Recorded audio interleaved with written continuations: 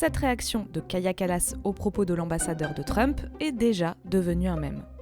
La chef de la diplomatie européenne participait ce 13 février à une table ronde sur l'ordre international organisée dans le cadre de la conférence de Munich sur la sécurité. Elle a notamment échangé avec Mike Waltz, l'ambassadeur américain auprès des Nations Unies, et c'est peu dire que leurs opinions divergent. Tout comme Trump, Mike Waltz est très critique de l'ONU, qu'il juge inefficace, et plaide pour des réformes fondamentales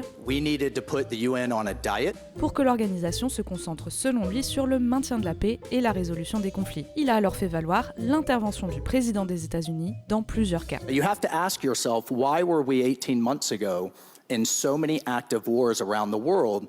And I think it's a fair question for the president to say, why hasn't the UN been able to resolve issues like a border dispute between Cambodia and Thailand, or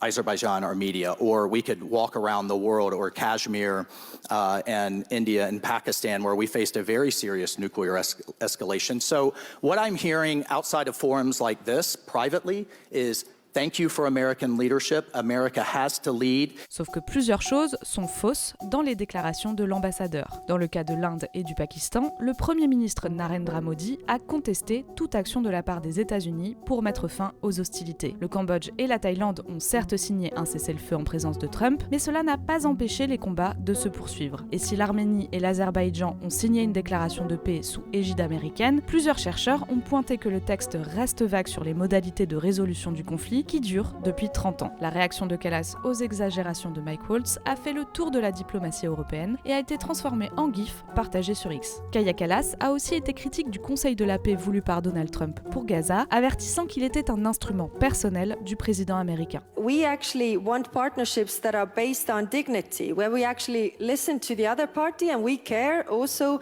what the other countries are thinking about. So it's not like, we make decisions in this, Board of Peace Charter, for example, that, you don't have to actually take into account anybody who is on that organization, because one person can make the decisions. And that is, I think, the difference how we see the world. Because if countries are treated equally, I think there's also less chance for war and tyranny. Pour appuyer son propos, Mike Waltz n'était pas venu les mains vides. Il a offert une casquette « Rendre à l'ONU sa grandeur ». I do have my... Is that for me? Make the UN great again, otherwise known as MUNGA. Un jeu de mots qui reprend le slogan phare de Donald Trump.